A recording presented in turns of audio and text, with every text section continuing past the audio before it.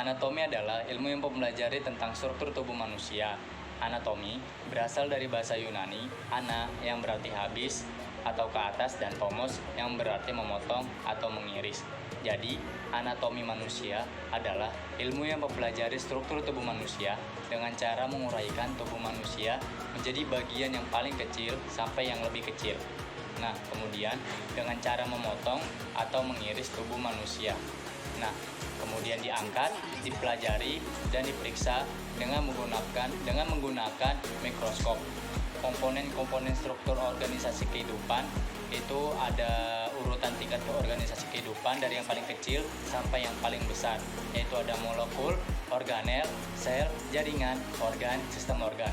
Molekul organisasi kehidupan dari tingkat yang paling sederhana yaitu adalah molekul. Setiap makhluk hidup disusun oleh molekul organik. Molekul-molekul tersebut antara lainnya adalah lemak, karbohidrat, protein, vitamin, dan lain sebagainya. Organel merupakan bagian dari penyusun sel yang terdiri dari beberapa biomolekul atau molekul organik yang mempunyai fungsi-fungsi tersendiri. Contoh organel suatu sel itu seperti retikulum endoplasma, ribosom, mitokondria, risosom, badan Golgi, strosom, dan lain sebagainya. Kemudian ada sel. Sel merupakan unit terkecil dari sebuah struktur dan fungsional makhluk hidup. Berdasarkan jumlah sel, makhluk hidup tergolong dari multiseluler dan uniseluler. Nah, contoh makhluk hidup berasal dari satu, yaitu bakteri Archaea, dan protozoa. Sedangkan makhluk hidup yang bersel banyak atau multiseluler adalah seperti manusia, hewan, dan juga tumbuhan. Nah, kemudian ada jaringan. Jaringan merupakan perkumpulan dari beberapa sel yang memiliki fungsi yang sama. Jaringan ini berperan membentuk struktur dasar pada tubuh. Contoh jaringan pada tubuh manusia yakni jaringan syaraf, epitel, jaringan otot, dan lain sebagainya. Kemudian ada organ. Demikian pula dengan organ merupakan sekumpulan dari Selanjutnya ada organ. Organ, demikian juga dengan organ, merupakan sekumpulan dari multijaringan yang mempunyai sistem fungsi tertentu. Setiap makhluk hidup terdiri dari beberapa sistem organ yang memiliki peran tersendiri terhadap makhluk hidupnya. Contoh sistem organ pada manusia adalah seperti mata, paru-paru, jantung, hidung, ginjal, dan sebagainya. Organ itu memiliki peranan sendiri terhadap tubuh, seperti mata untuk melihat, hidung untuk mencium, paru-paru untuk menampung udara, dan lain-lain. Selanjutnya ada sistem organ. Sistem organ tingkat organisasi kehidupan yang selanjutnya, yaitu sistem organ, merupakan penggabungan dari beberapa organ yang saling kerjasama satu sama lain yang bertujuan untuk memiliki fungsi tertentu. Contoh, sistem organ pada manusia seperti sistem organ pernafasan, sistem pencernaan, syaraf, ekskresi, dan lainnya. Yang mana dari sistem organ tersebut terdiri dari beberapa organ. Misalnya, sistem pernapasan terdiri dari hidung, laring, trakea, dan paru-paru. Selanjutnya, osteologi berasal dari bahasa Yunani osteon yang berarti tulang dan logos yang berarti ilmu. Jadi osteologi adalah cabang dari anatomi yang mempelajari tentang tulang, dan dalam mempelajari tulang sering pula kita menjumpai kata-kata seperti skeleton, bahasa Latin yang artinya sebagai sistem kerangka atau tengkorak. Nah, manusia adalah suatu sistem yang disusun oleh sejumlah tulang dan sedikit tulang rawan yang membentuk tubuh manusia. Kerangka manusia dewasa disusun oleh 206 buah tulang, yang satu dan lainnya ada yang dihubungkan secara langsung atau persambungan, dan tidak langsung atau persendian, serta diperkuat oleh jaringan ikat, rawan, dan otot. Fungsi kerangka manusia.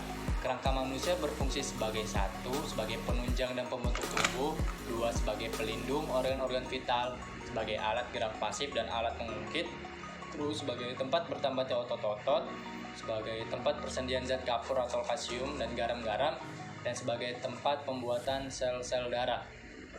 Nah, kemudian ada klasifikasi tulang. Berdasarkan bentuknya, tulang-tulang dalam tubuh manusia dapat diklasifikasikan menjadi beberapa kelompok, yaitu ada tulang panjang atau pipa, tulang pendek, tulang pipi, dan tulang tidak beraturan bentuknya. Nah, yang pertama itu tulang panjang atau long bone. Tulang ini terdiri dari gandar saf yang panjang dan dua ujungnya tulang disusun oleh jaringan tulang padat. Di bagian dalam gandar ini terdapat lubang atau saluran berisi sumsum. Saluran ini disebut saluran sumsum. Nah, pada bagian ujung tulang biasanya lebih besar dibandingkan dengan gandarnya. Bagian ini disusun oleh jaringan tulang bunga karang dan sedikit dilapisi jaringan tulang padat. Nah, selanjutnya ada tulang panjang. Pada umumnya, tulang panjang ini berfungsi sebagai alat penunjang dan alat gerak. Contoh, tulang panjang antara lain adalah tulang lengan atas atau pangkal, kemudian ada tulang paha atau tungkai, kemudian ada tulang hasta, dan tulang pengumpil. Yang kedua itu ada tulang pendek atau short bone. Disebut tulang pendek karena gandarnya itu pendek, jadi tulang pendek itu banyak terdapat pada tangan dan kaki. Contoh tulang pendek itu antara lain adanya 3. Tulang pipi atau flat bone. Tulang pipi atau ceper biasanya disusun oleh kedua atau lebih tulang padat datar yang dipisahkan oleh bunga karang. Pada umumnya, tulang pipi bersama-sama tulang lainnya membentuk rongga. Misalnya pada kepala, mereka membentuk rongga otak. Dan pada rangka dada, mereka membentuk rongga dada. Contoh tulang pipi antara lain adalah tulang dada, tulang dahi, dan tulang ubun-ubun. Selanjutnya, tulang tak beraturan bentuknya. Dalam tubuh manusia, banyak tulang yang bentuknya tidak dapat dikelompokkan ke dalam kelompok yang tadi, yang lain itu. Nah, kemudian tulang itu dikelompokkan ke dalam kelompok khusus.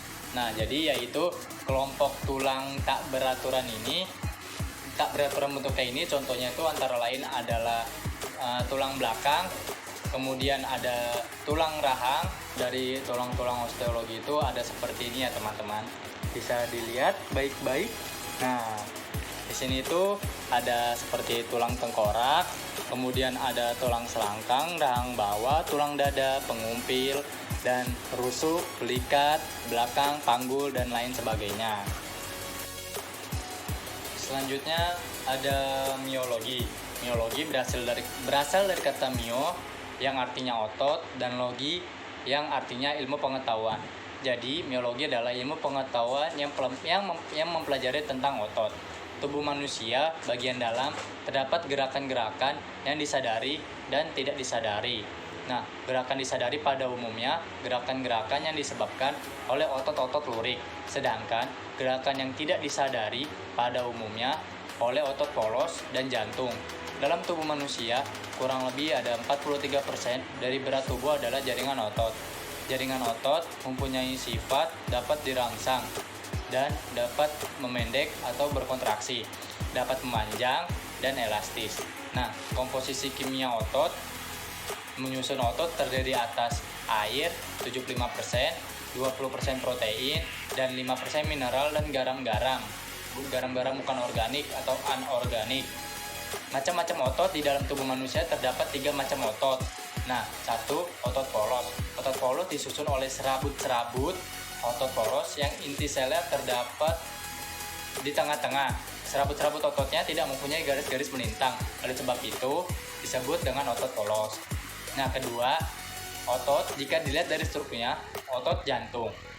Nah, otot jantung termasuk ke dalam otot lurik. Sedangkan jika dilihat dari fungsinya, termasuk otot polos. Otot ini kerjanya tidak di bawah kemauan manusia, melainkan terpengaruh oleh refleks. Yang ketiga itu ada otot lurik.